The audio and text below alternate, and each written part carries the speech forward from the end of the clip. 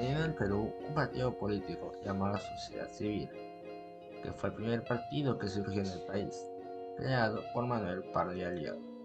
Ellos estuvieron liderando en el Perú hasta que uno de los integrantes, Leguía, decidió salir y formar uno propio. Este suceso podría marcarlo como el momento que se inició la idea de los partidos políticos dentro del país. Y en este momento podremos hablar sobre uno de ellos, llamado el APRA, un partido que inició como revolución y que pasó de varios cambios a los años, y que también tuvo sus propias polémicas. Así que, sin rodeos, presentando el aprismo en el Perú.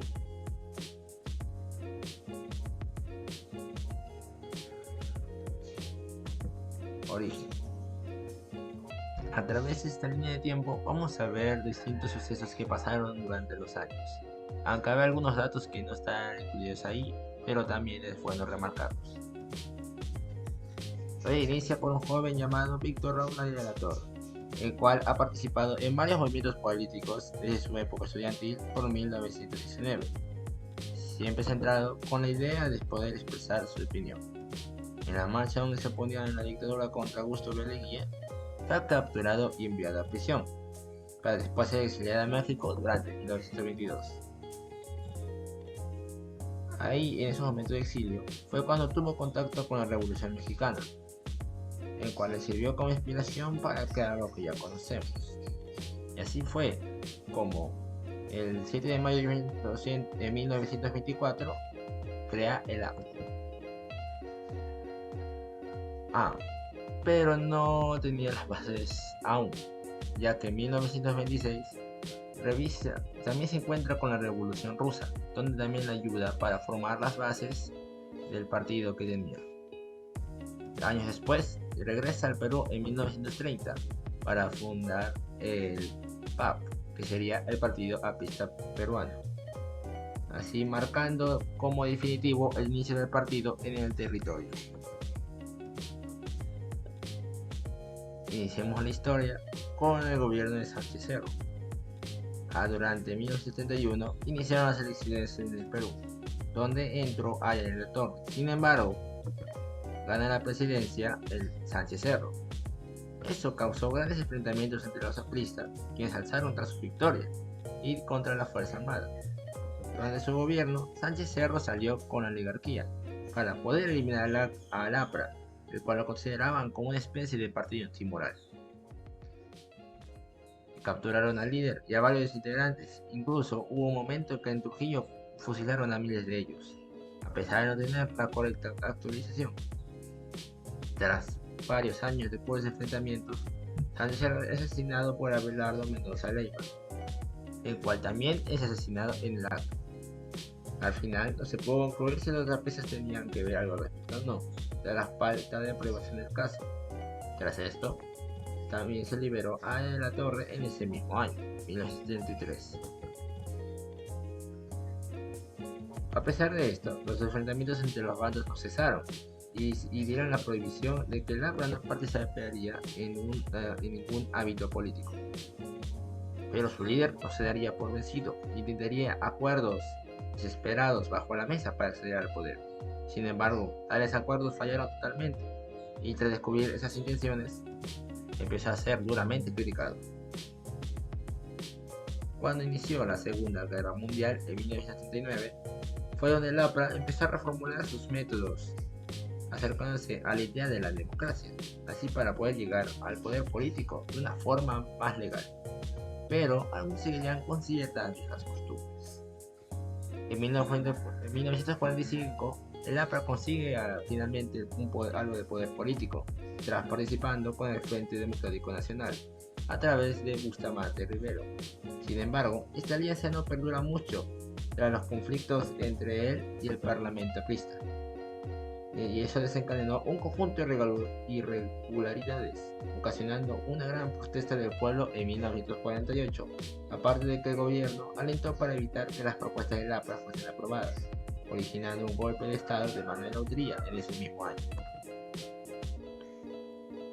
En su primer año de mandato, se inicia nuevamente la captura de apristas y de su líder, considerándolos de terroristas, Tras esto, Ayala Torres se exilia en la Embajada de Colombia en el Perú, donde su caso fue llevado a la Corte Internacional de Justicia en La Haya, y estuvo encerrado durante 5 años hasta que le dieron acceso en 1954 para exiliarse a México, y después regresó al país en 1961.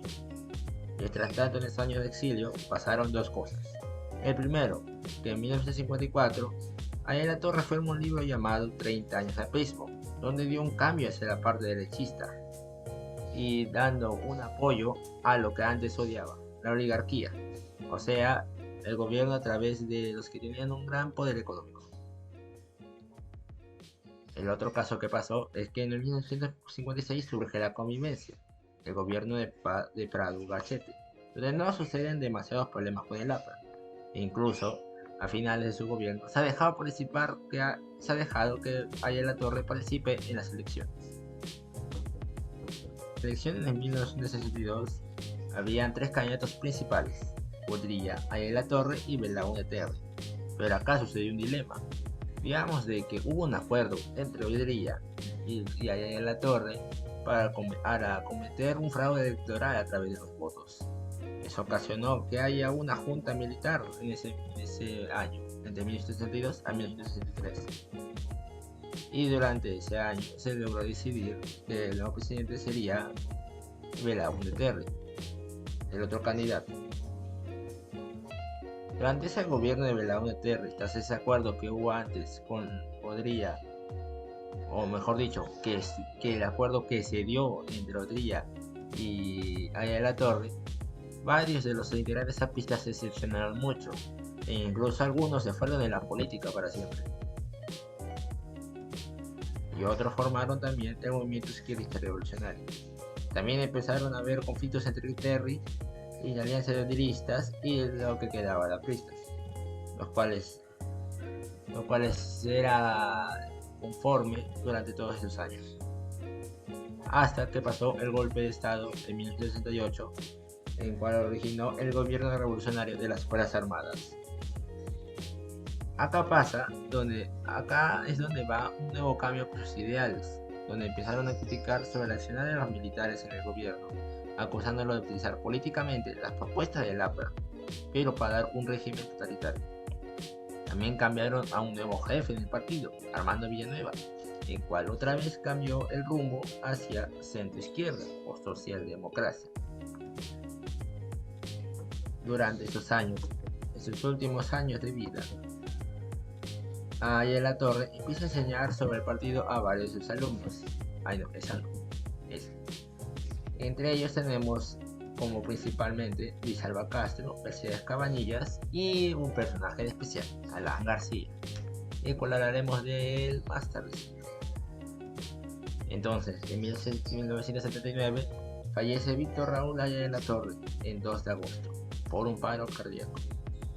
Tras su muerte, se origina un dilema dentro del partido, haciendo que se divida en dos sectores, una parte centro-izquierda y la parte derecha, haciendo que los objetivos que tenían antes estén demasiado confusos. Pero, alguien que llegó al poder después de la muerte de Ayala Torre y organiza de nuevo el partido, y aquí es donde aparece el personaje que mencionamos antes. Ustedes ya sabrán quién es.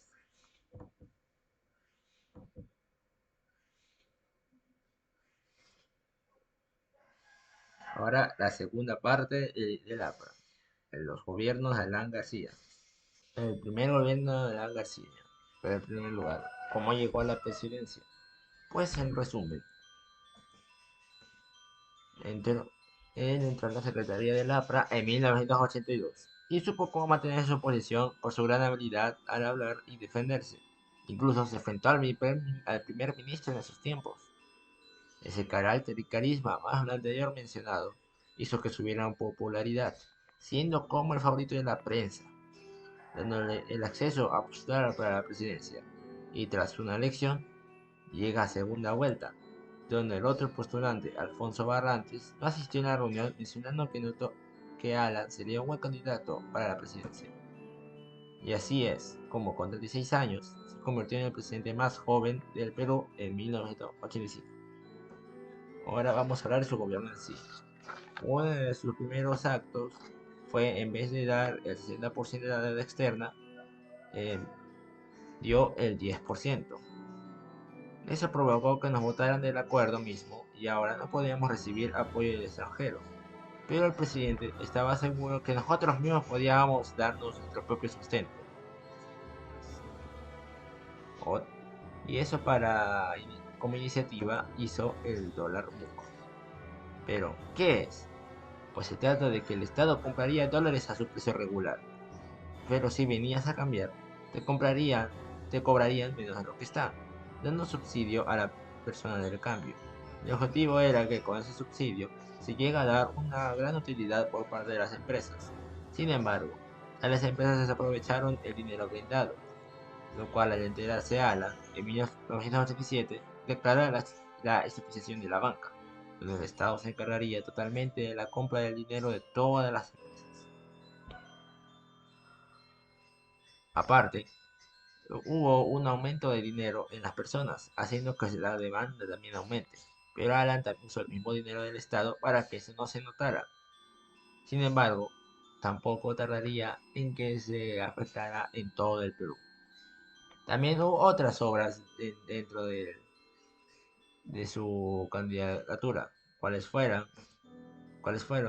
la creación de Santa Anita y los Olivos, el tren eléctrico, la venta de los aviones Mirage, la creación de Santa Anita, pero la creación del GEIN y la unificación de las Fuerzas Armadas y la formación de la Policía Nacional del Perú.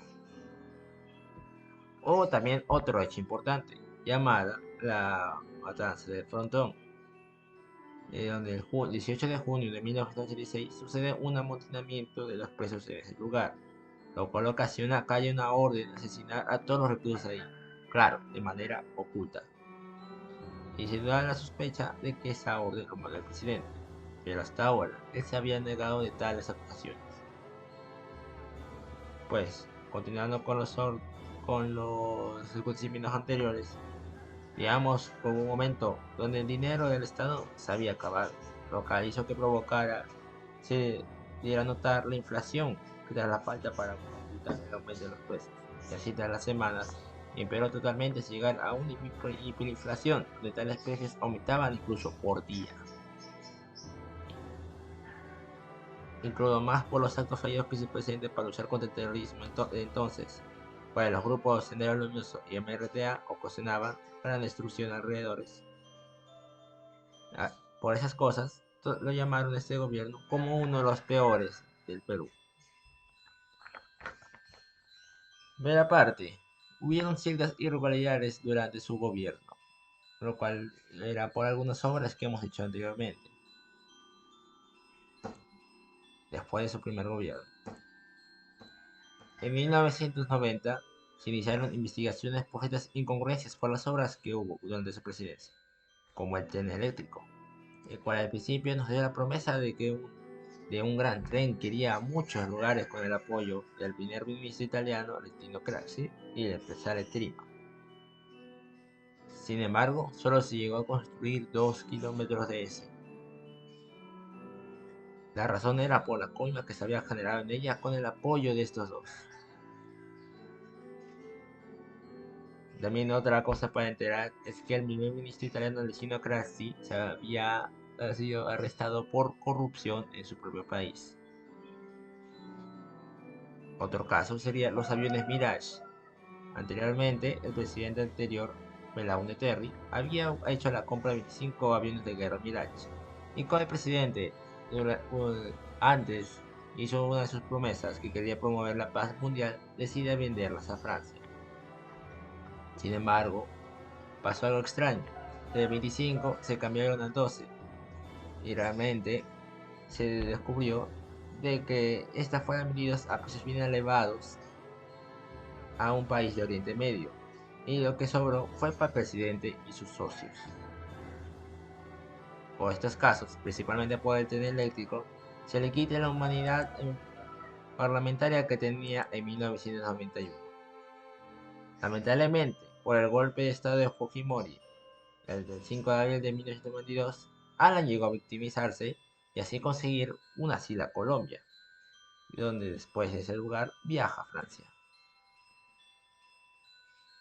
Mientras que el Perú, en 1925, se había acusado a García de colusión ilegal, es decir, realizar acuerdos clandestinos ocultos donde afectan a otros, enriquecimiento ilícito, obtener demasiada plata de una forma ilegal, cohecho pasivo, acuerdos con condiciones sin importar su legalidad en el asunto, y negociación incompatible, tomar interés en acuerdos no involucrados indirectamente y llegar a beneficiarse propiamente con ello. Ya que como él ya estaba en Francia, no pudieron hacer algo al respecto y que no hicieran algo al respecto para que regrese al país, así que siguió inconclusa la acusación por la falta de un juicio oral. Después de varios años, por los actos de su abogada, se transcribe todas esas acusaciones en 2001, siendo no posible volver a abrirlas. Y acá diríamos, si ya se descubrieron todas esas cosas, ¿por qué tenemos otro gobierno años después? Sinceramente, yo tampoco tengo idea qué acaba de pasar ahí.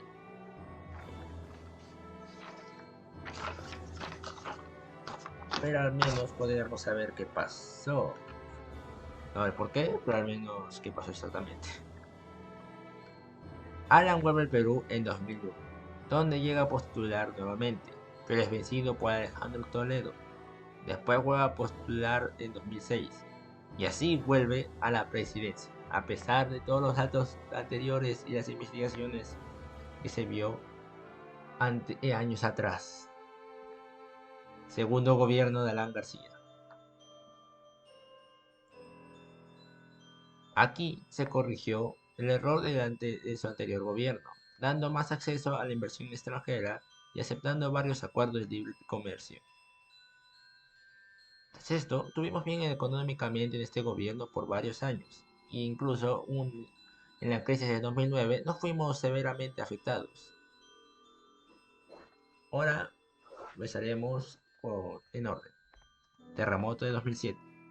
Ya la mayoría conoce sobre el fatídico suceso del terremoto de Pisco, donde hubieron un montón de damnificados y de pérdidas. Pues, tras ese problema, se dieron varias propuestas para reparar las estructuras y beneficiar a los afectados. Por ejemplo, hubo un voto 6000. Sin embargo, hubo gran corrupción entre ellas, como sobrecosto, es decir, mencionar que algo valió más de lo que vale en realidad, dándose al final malos resultados tras estos, e incluso quedar unas obras inconclusas.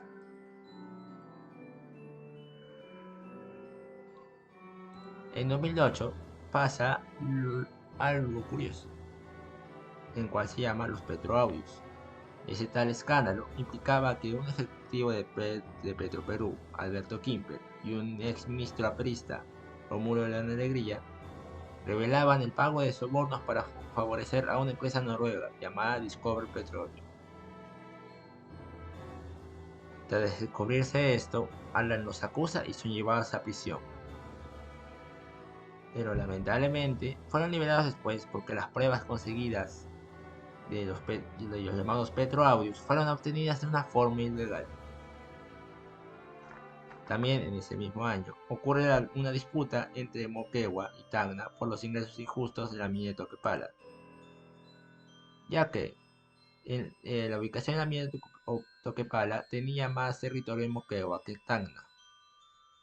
Sin embargo, a pesar, sin embargo, Tacna tuvo más ingresos que la misma Moquegua, lo cual eso inició una revolución llamada el Moqueguazo, que era liderado por Martín Vizcarra. Sí, tremendo crossover tenemos ahí, ¿eh? Al final esto concluye bien, beneficiando a Moquegua con una cierta cantidad de dinero. En 2009 se ocurre el llamado Paguazo, lo cual es el enfrentamiento entre la Fuerza Armada y los nativos, porque el gobierno había ordenado que agarraran tales tierras que eran propiedades de los mismos nativos. Al final eso provocó la muerte de 34 indígenas y 24 agentes. Otro caso polémico que estaría en el mismo gobierno serían los narcoindultos. en cual nos explicaban que sacarían a algunos presos para no exceder la capacidad de las cárceles. Sin embargo, tras investigaciones, se da a conocer ciertas irregularidades, mostrando que algunos de ellos fueron narcotraficantes conocidos y que salieron a base de sobornos. También hubieron obras que tenían algo por hablar, como la carretera interoceánica y el metro de Lima. Aún aparece un involucrado muy especial, la conocida compañía Odebrecht. Por estos casos, después del segundo gobierno, hubieron, hubieron más para investigar, y esta vez relacionados con un tema muy grande, el cual era el caso Odebrecht. Y a pesar que de todo, en 2016 intentó postular nuevamente, pero falló con un bajo porcentaje, con un 6% específicamente. Por suerte. Durante fines del año 2018 y inicio de 2019 iban a intervenir por tales casos. Y pues, tras darle aumento a su investigación, intentó pedir un asilo a Uruguay, pero esta vez le fue negado. Durante fines del año 2018 y inicio de 2019 iban a intervenir. Durante fines del año 2018 y inicio de 2019 iban a intervenirlo por estos casos. Y ahí intentó pedir un asilo nuevamente, pero a Uruguay, a esta vez a Uruguay. No. Durante fines del año 2018 y inicio de 2019 iban a intervenirlo por tales casos.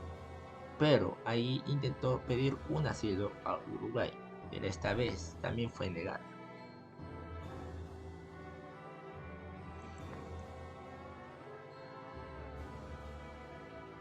Y así, el 17 de abril de 2019 iban a llevarlo a prisión preventiva. No.